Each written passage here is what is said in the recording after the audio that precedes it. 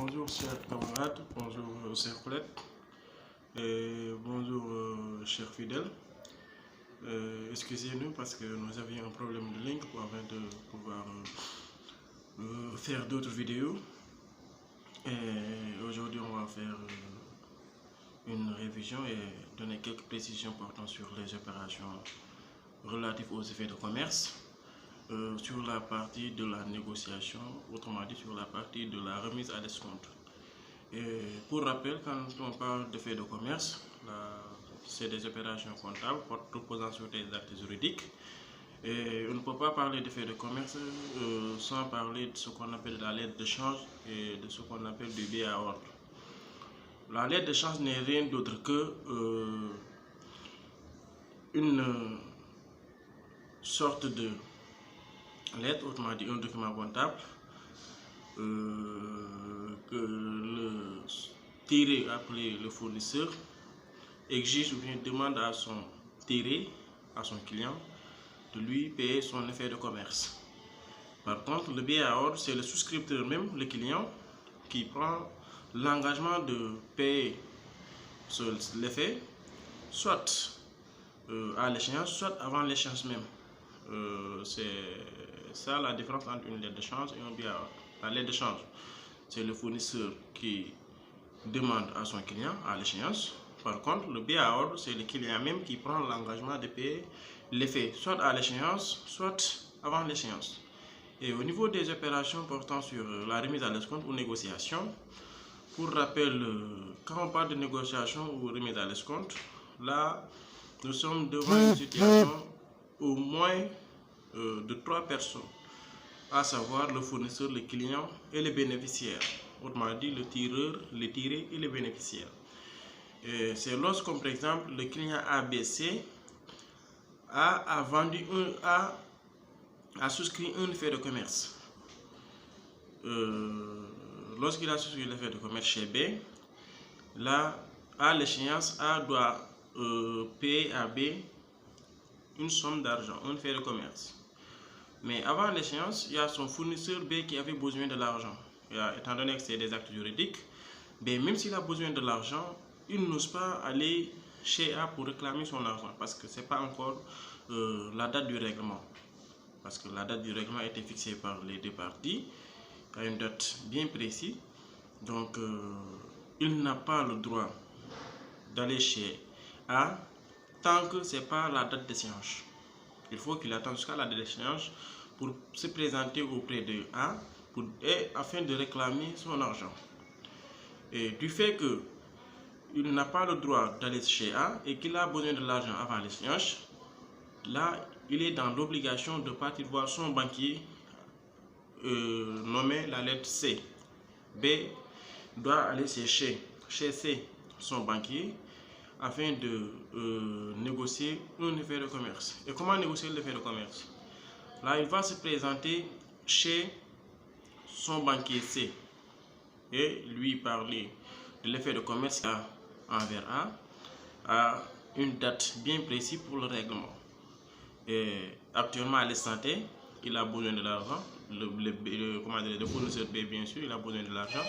Maintenant, il va demander à son banquier est-ce qu'il peut lui vendre l'effet de commerce. Supposons que c'est un effet de commerce de 1 million. Et après, le banquier va analyser. Mais le banquier va lui répondre que si tu dois me vendre l'effet de commerce, dans ce cas, il y a des risques. Et au lieu de te donner un montant de 1 million, le montant de la valeur nominale, je vais te donner un montant inférieur à la valeur nominale, supposons à 900 000. Maintenant, ça sera à l'appréciation maintenant de B, si ça l'arrange ou pas. Parce que si il donne de l'argent à B, dans ce cas, il se peut que le client A qui devait donner la somme de 1 million, qu'il soit insolvable ou bien qu'il soit irrécouvrable. Dans ce cas, les risques et périls, c'est au banquier C. Dans ce cas, si vraiment le banquier C analyse l'opération et tout, voit les risques qui sont là-dessus, là après va essayer de se rapprocher de la réalité, 100% pratique bien sûr. Après, supposons qu'il accepte la lettre de change, qu'il accepte, comment dirais-je, la vente de l'effet. Et s'il accepte, après, il va aviser à son client, autrement dit B, le fournisseur, s'il avise à B en lui disant que j'accepte la vente de l'effet de commerce, mais à une seule condition, que je vais te donner un montant inférieur à l'effet. Maintenant, si B accepte, dans ce cas, il va appeler B et lui donner un montant inférieur à la valeur nominale. Maintenant, au moment du règlement de l'effet, dans ce cas, le client A ne va pas remettre l'argent au fournisseur B, mais va remettre l'argent directement au bénéficiaire C, le banquier. Et en comptabilité, comment est-ce qu'on matérialise ça sous forme d'écriture? À la date de la négociation, ou bien à la date de la remise à l'escompte, on débite le compte 415 et on crédite le compte 412. Là, c'est pour constater la négociation ou bien la remise à l'escompte. Et après ça, le banquier va envoyer un avis de crédit au fournisseur B. Et il va débiter le compte 521 pour la valeur nette, autrement dit la valeur nominale moins les agios. Il va débiter le compte 675 pour le montant de l'agio TTC. Pour rappel, l'agio TTC, comment est-ce qu'on la calcule? Là, on fait la constatation des escomptes, que ce soit la commission d'endossement, la commission fiscale, la commission proportionnelle. L'agio hors taxe qu'on va multiplier par 1,17 pour avoir le montant TTC, autrement dit l'agio TTC. L'agio TTC, c'est l'agio hors taxe multiplié par 1,17. Les 17% constituent ce qu'on appelle la taxe sur les activités financières. Et on va créditer, du coup on a débité le compte 521 et le compte 675, 521 pour la valeur nette, 675 pour l'agio TTC. On va créditer le compte 565 pour toujours la valeur nominale. Maintenant, au moment où le client à l'échéance règle le montant au banquier, dans ce cas, le banquier va constater ce qu'on appelle le bon de dénouement. Il va solder le compte 565 qu'il avait crédité au niveau de l'avis de crédit. Il va débiter le compte 565 et le compte 415 qu'il avait débité au niveau de la négociation, il va le créditer pour la valeur nominale.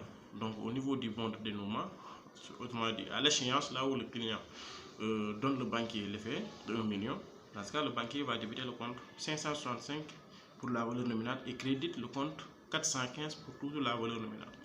Et c'était ça pour quelques précisions relatives aux opérations portant sur des effets de commerce bien cadrés dans un intervalle bien défini portant sur la remise à l'escompte ou bien négociation. Merci beaucoup à tout le monde.